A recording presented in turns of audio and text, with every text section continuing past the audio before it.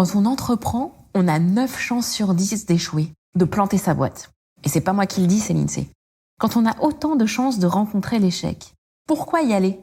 Je suis Fanny Rimbaud et je suis entrepreneur. Depuis 3 ans, avec Instinct Collectif, je tends le micro à mes consoeurs et mes confrères pour comprendre ce qui se cache derrière le costume de l'entrepreneur. Dans le podcast qui va suivre, il ne s'agit pas de se donner des tips d'entrepreneur ou de raconter une success story. Et d'ailleurs, si c'est ce que vous cherchez, vous n'êtes pas au bon endroit. Ici, on pose le masque, le temps d'une conversation, et on parle de la liberté d'entreprendre, et surtout à quel prix. Bienvenue sur le podcast d'Instinct Collectif, et bonne écoute. Bienvenue. Bon merci Fanny. Et moi, le premier instinct qui me vient à l'esprit, justement quand on parle d'entrepreneuriat, c'est trouver des solutions. Alors c'est peut-être un côté très ingénieur de ma part, mais depuis que je suis petit, je vois des problématiques que mes parents ont rencontrées, ou même la vie de tous les jours est faite de problématiques, hein.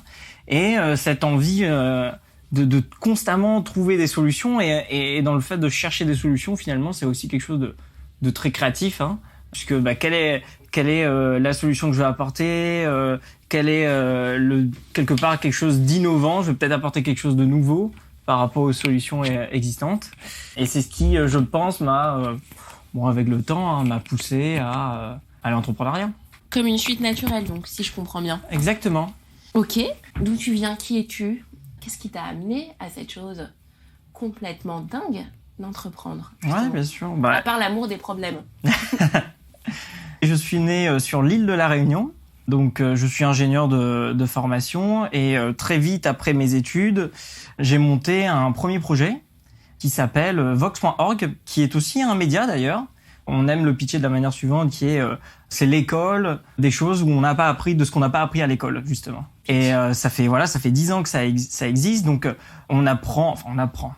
En tout cas, on donne les indices et les clés aux auditeurs et auditrices pour... Ah, t'as un podcast aussi ? Alors c'est pas encore un podcast exactement, mais justement on leur donne les clés pour, par exemple, mieux négocier son salaire, pour remplir sa fiche d'impôt. C'est quelque chose qui est essentiel, hein, et même à l'école on n'apprend pas à remplir sa fiche d'impôt. Et donc j'ai monté ça après mes études, mais en toute honnêteté, ce média c'est ce que c'est aujourd'hui, mais il y a 10 ans c'était un comparateur neutre et indépendant de programmes politiques. Puisqu'avec mon ami Edouard, on s'intéressait aux problématiques de démocratie. En 2012, les élections présidentielles. Et du coup, on a voulu aider les jeunes à aller voter en éclairant un peu plus leur vue sur les différents aspects de la politique dans le sens large. Et donc, c'était un problème parce que nous, à la base, on savait pas pour qui voter. Voilà, tout simplement. Et donc, c'est lors de ce projet-là que j'ai rencontré Edouard, qui, à la suite de ça, après nos chemins se sont séparés. Il a fait sa vie professionnelle, moi aussi. Et en fait, depuis 2 ans, on a rediscuté, et c'est avec lui que j'ai bâti le projet Leto.légal. Incroyable. Ouais. Et lui, il a eu sa vie de son côté. Juste après, en fait, Vox.org, il a raté son permis 3 fois. Et du coup, il s'est dit, c'est aussi un problème. Donc, il a monté le premier comparateur des résultats d'auto-école de France, qui lui a permis justement de trouver la meilleure auto-école autour de chez lui. Et il a aidé des centaines de milliers de Français à trouver les meilleures auto-écoles autour de chez eux. Donc il a fait ça de son côté. De mon côté, moi j'ai monté une start-up Wazemetrics. Donc encore une fois, on est encore dans l'entrepreneuriat. Et Wazemetrics, qui était une solution d'analyse des performances des médias sociaux pour les marques et les départements com. Il faut se replacer un peu dans le contexte, hein. C'était il y a 10 ans, donc c'était beaucoup moins répandu. Instagram émergeait, Twitter était là depuis quelques années seulement. Et donc voilà, c'est une solution qui a été très demandée. Et 3 ans après, on a eu la chance donc de revendre avec mes associés, donc de revendre Wazemetrics à une boîte un peu plus grosse française qui s'appelait Augure, enfin qui s'appelle toujours Augure d'ailleurs, qui par la suite est devenue, avec une fusion avec une boîte américaine, Launchmetrics, qui aujourd'hui est devenue une solution de Brand Performance Cloud. Donc au-delà de ces mots compliqués, c'est une solution qui aide tous les relations presse et les départements communication des marques de luxe et de mode à améliorer leur réputation dans le monde. Serial entrepreneur.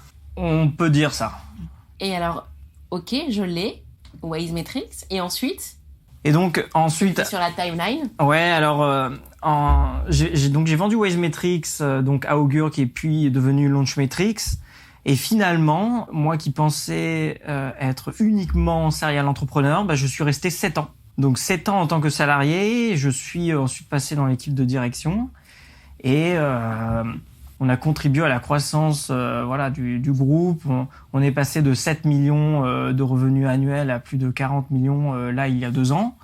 Donc ça m'a permis aussi de voir d'autres aspects de l'entrepreneuriat, puisque finalement une fois qu'on a trouvé un product market fit, derrière il y a aussi la croissance, l'expansion internationale, comprendre les besoins d'autres pays, d'autres géographies.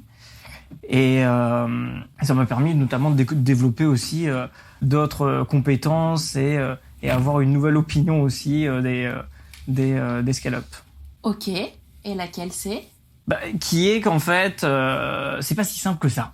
Et c'est pas les mêmes problématiques que l'entrepreneuriat, entre guillemets, du début, où on est, au début, on est beaucoup dans l'exploration, dans la sérendipité aussi, de provoquer un peu des opportunités pour discuter avec des nouvelles personnes, découvrir des choses, trouver son product market fit, et aussi, se créer des opportunités nouvelles constamment.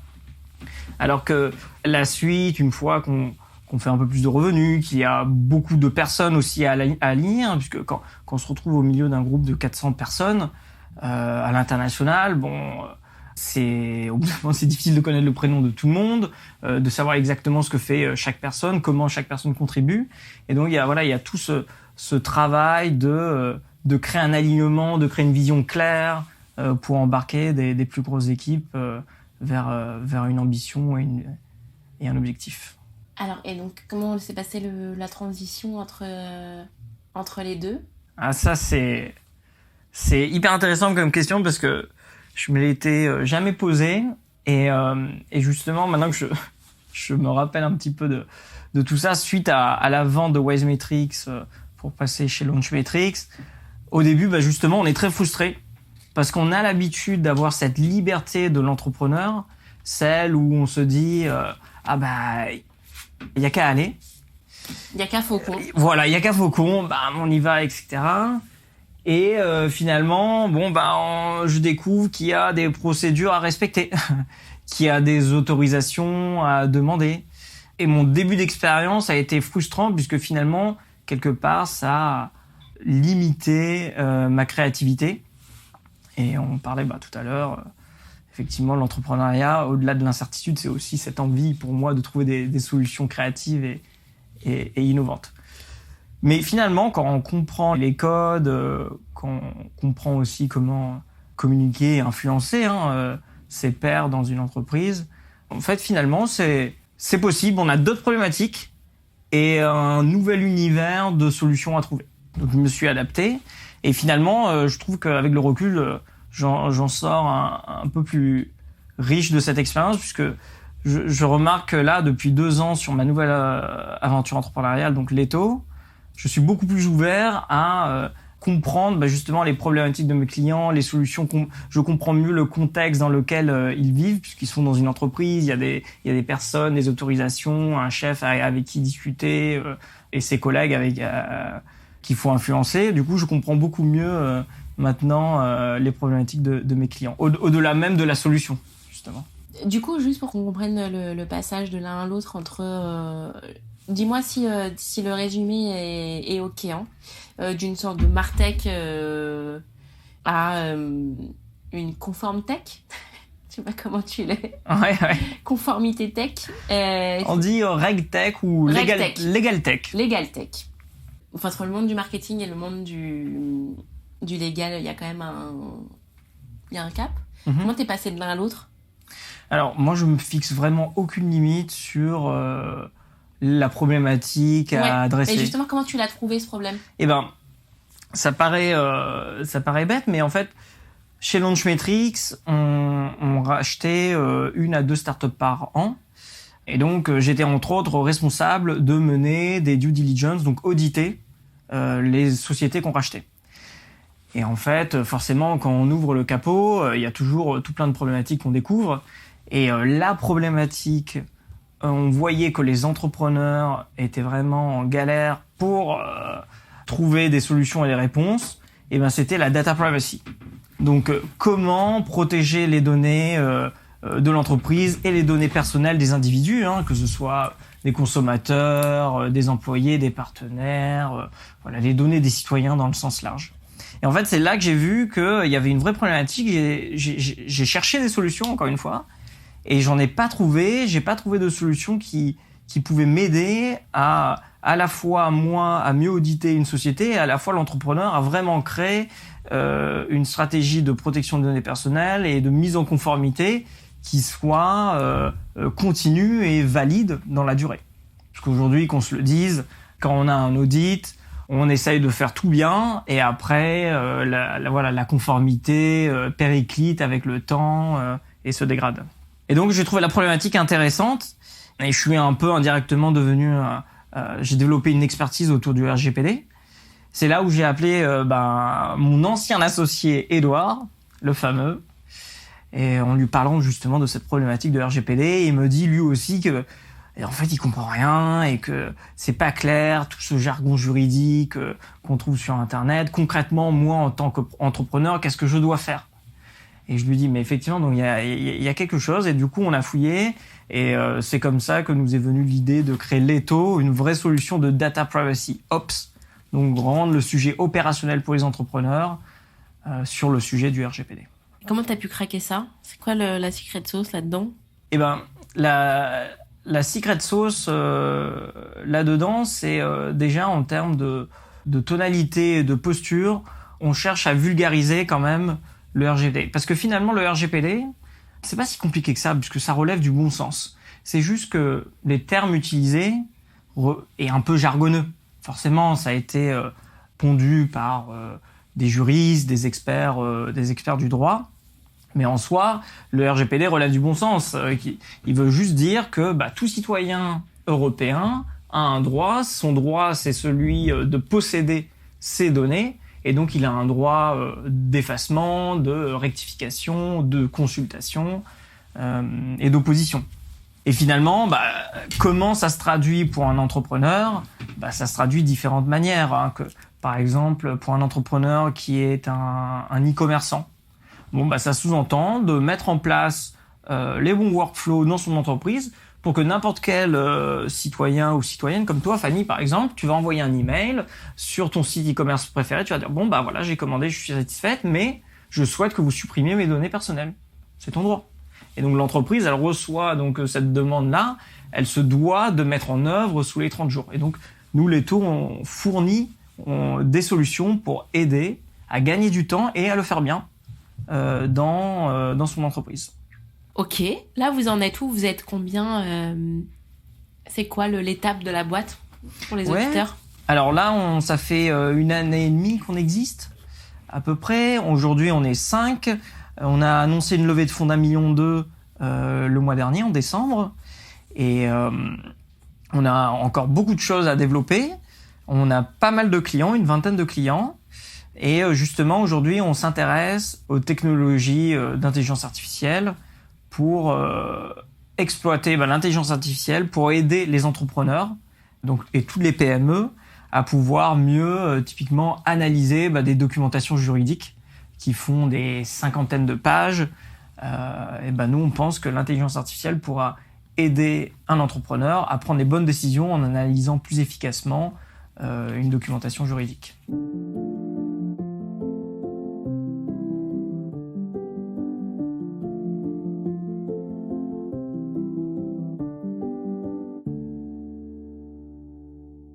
Là, avec Leto, tu mets en œuvre quelles compétences que tu as acquises au fur et à mesure de tes différentes boîtes? Toutes. Et donc, je veux dire lesquelles? Qu'est-ce qui t'a été...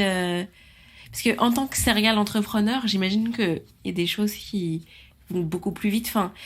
À quel moment, là, dans Leto, tu t'es dit « Waouh, ok, ça m'avait pris... je sais pas combien de temps, de mois... » Et là, c'est rapide, tu vois?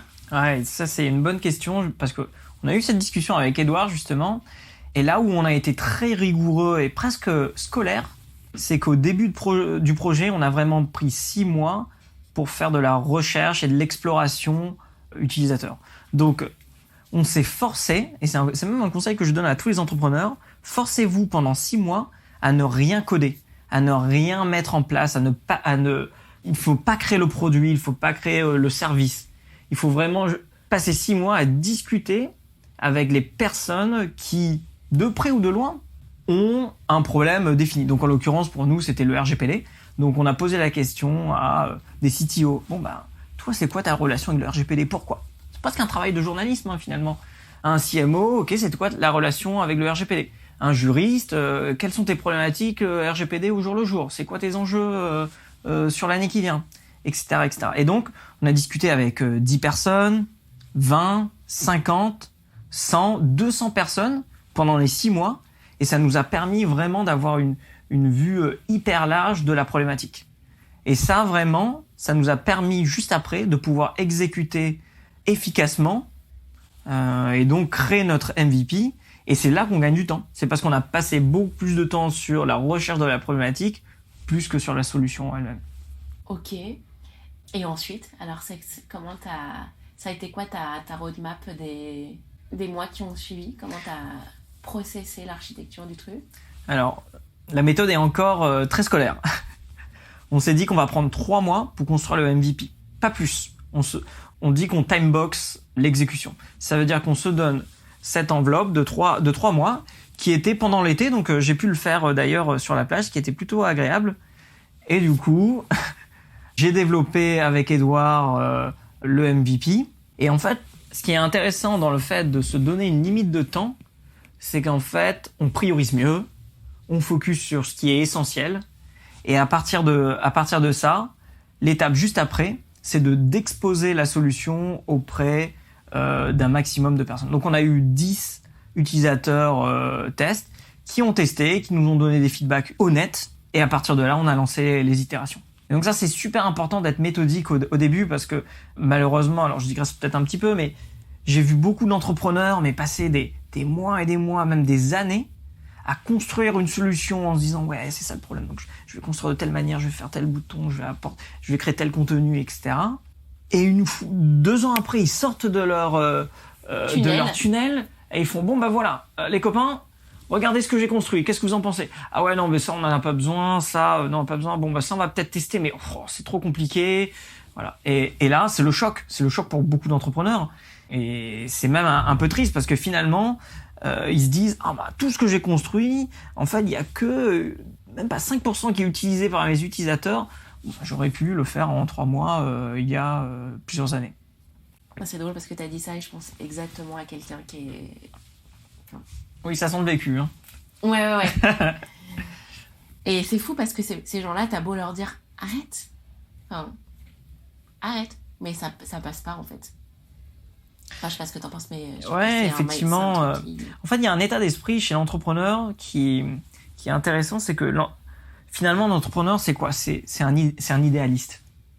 En fait, il a une conception du monde et il a envie que cette conception du monde se réalise et il veut le voir en vrai.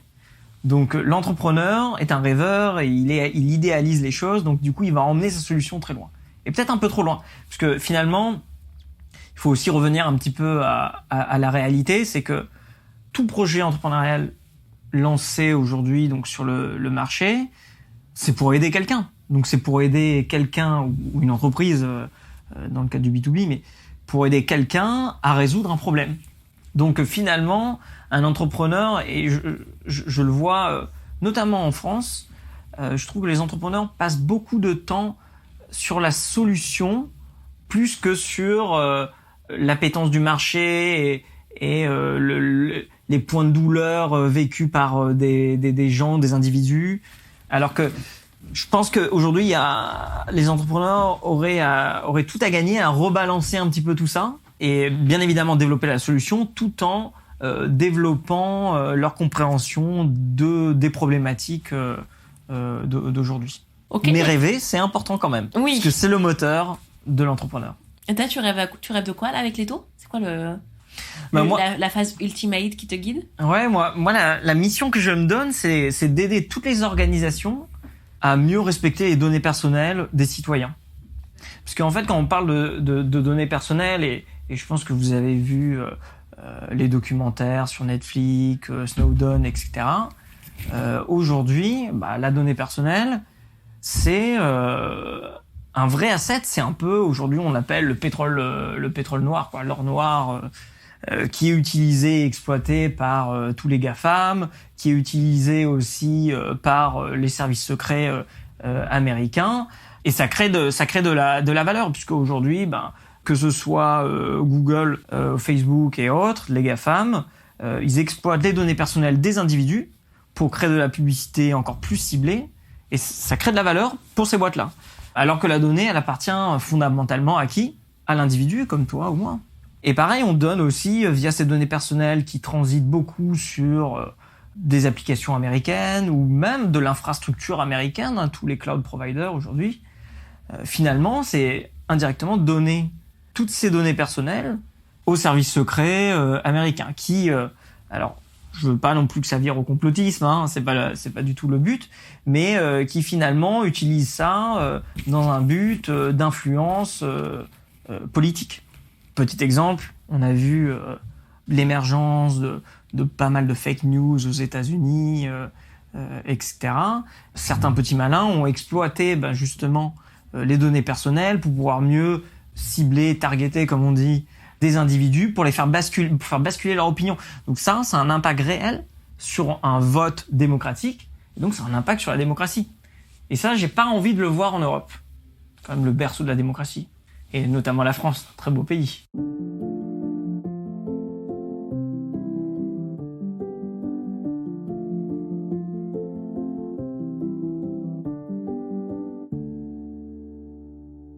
Et donc là, c'est la mission, c'est le why. Et même d'un point de vue très métrique, chiffre, c'est quoi l'indicateur là que tu surveilles? Enfin, best case scénario, il ressemble à quoi?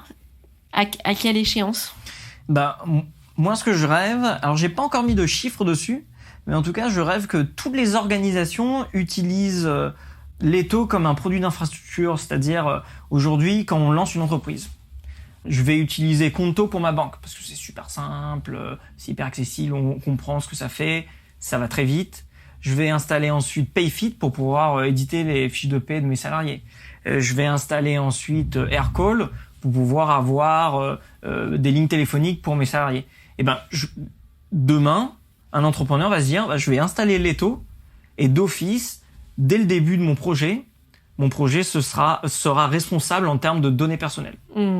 Et donc ça rentre même dans une optique un peu plus large, qui est le RSE, puisque on parle beaucoup de climat, donc les entreprises analysent leur empreinte carbone, on parle aussi de diversité, etc. Et il y a aussi la protection des données personnelles. On l'oublie un petit peu, mais le sujet est revenu sur la table, puisque c'est le meilleur moment en ce moment pour parler de souveraineté, et de souveraineté numérique notamment. On se dit, mince, c'est vrai que avec ce qui se passe dans l'Est de l'Europe, plus la gouvernance, l'influence qu'a les Américains sur les systèmes d'information, on se dit, en fait, nous, Européens, on a un enjeu à protéger nos systèmes d'information et les données personnelles qui sont sur ces systèmes. Et évidemment, nous invitons tous les auditeurs à consulter l'ouvrage que nous avons édité sur le sujet, comment est-ce qu'on concilie la performance industrielle et la souveraineté technologique, qui est un manifeste que nous avons édité, publié. Merveilleux, je l'ai pas encore lu. Je vais le lire. Pourtant, il est écoute, j'aurais grand plaisir à te le partager. Mais donc oui, sujet majeur, sujet sujet qui mérite beaucoup de pédagogie, notamment auprès du grand public. Sur peut-être la dernière partie de notre entretien, avant qu'on atterrisse, il y a quand même quelque chose là dans ton parcours, moi, qui m'a interpellée depuis le début, c'est le rapport à l'association, où on a une trajectoire hors du commun. Le fait de commencer un projet, bifurquer, puis se retrouver. Est-ce que tu peux nous en dire plus sur ton pareil, sur cette courbe d'apprentissage en termes d'association, qu'est-ce qui se révèle là dans l'étau et avec ton associé? Je pense qu'on est surtout très curieux. En fait, c'est la curiosité qui nous pousse à aller vers des nouveaux domaines. Notamment, là, on parle du RGPD, qui est un domaine juridique.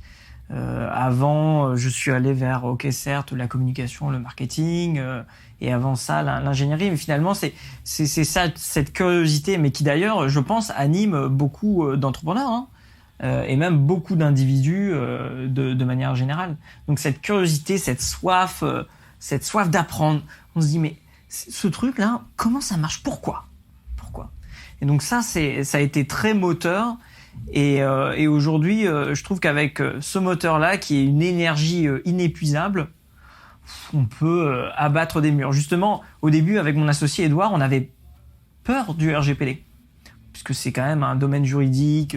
Les avocats aussi, souvent, nous font un peu peur par rapport à ça. Il y a des amendes, etc. Le sujet est complexe.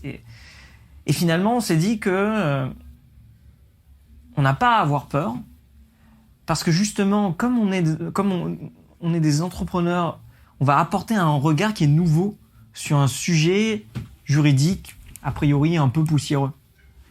Et justement, en apportant ce regard nouveau, on a pu créer une solution qui a encore plus de sens pour les entrepreneurs. Ok, là, dans la question de l'association, c'est aussi how to be. Comment est-ce qu'on est associé, quoi? Si vous n'en êtes pas à votre première aventure, puis vous avez des projets...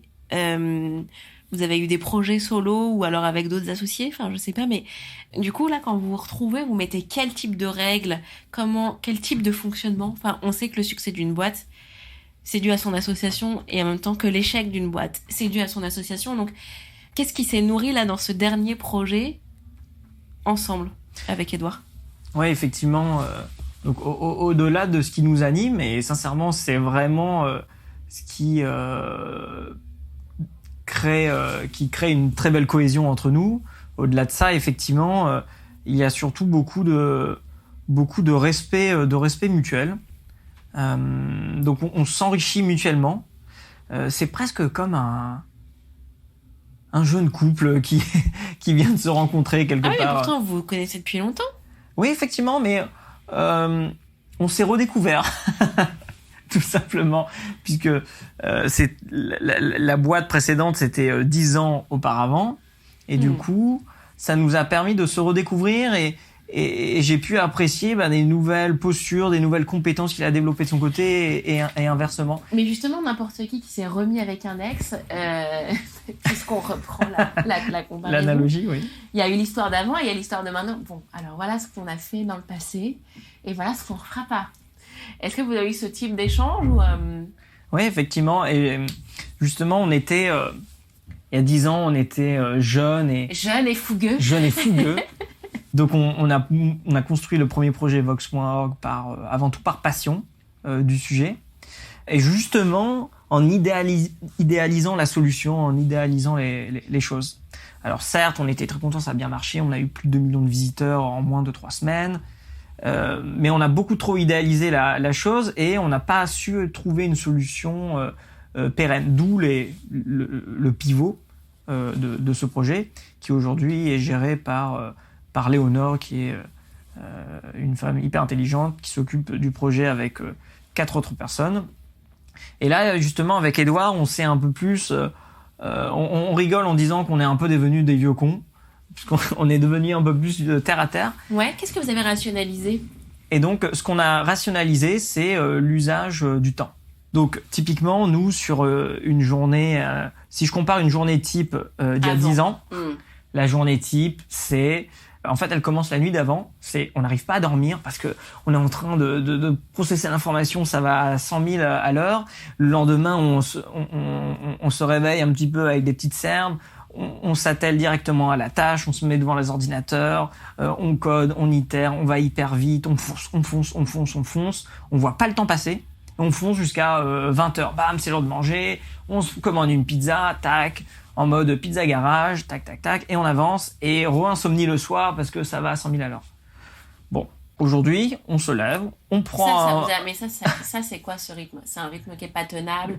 C'est un rythme où vous êtes épuisé? C'est un rythme qui est pas fécond? C'est comment tu le caractérises, ce truc-là du... C'est un rythme qui est clairement pas tenable sur le long terme. Et on croit aller vite parce qu'on exécute beaucoup de choses, peut-être qu'on livre beaucoup de choses, mais est-ce qu'on livre les bonnes choses ? Et là-dessus, on a pris un recul, ce qui fait qu'aujourd'hui, quand on se lève le matin, on y va plutôt avec plus de sérénité. On commence par prioriser qu'est-ce qu'on va faire la journée, quels sont les objectifs à court terme, où est-ce que ça nous amène à long terme. Donc on prend le temps d'évaluer un peu toutes les différentes tâches et livrables qu'on doit faire.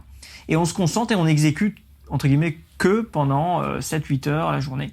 Et donc, on rentre chez soi le soir à 18 heures en ayant même la satisfaction d'avoir livré quelque chose. Alors qu'avant, on était là de manière passionnelle à exécuter et à dérouler des tâches qui n'en finissent plus. On est forcément insatisfait, puisque en fait, c'est infini. C'est hyper intéressant. Donc, tu as réussi de passer d'un profil insatisfait, qui est, no spoiler, mais quand même un très gros pattern chez les entrepreneurs, ouais, à un profil qui réussit à se satisfaire. Exactement. De toute façon, je te le dis, on n'a pas trop le choix, puisque Edouard, notamment, est devenu papa, donc il est obligé d'aller chercher ses enfants à la crèche à 18h.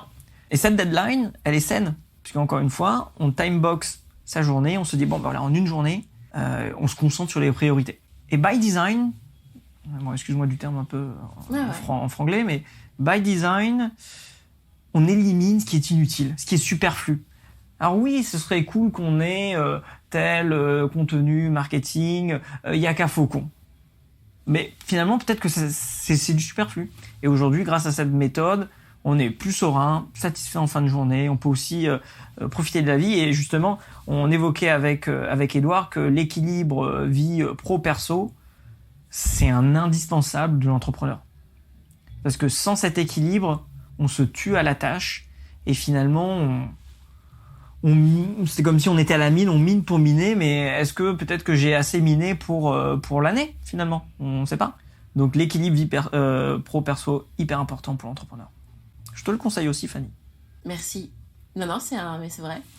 Je trouve que c'est un très gros risque. Je pense que c'est vraiment l'écueil de l'entrepreneuriat, c'est ce sentiment. C'est l'insatisfaction et ces sentiments d'un puits sans fond que tu remplis à la petite cuillère. Enfin, comment tu remplis un vase avec des galets, des cailloux et du sable. Comment tu priorises ton... Tu dois tout faire rentrer, qu'est-ce que tu mets d'abord ? Je mets les plus gros cailloux, d'abord. J'essaie d'optimiser un tout petit peu quand même pour maximiser. Ensuite, je mets le sable. Ah. Ouais, je pense.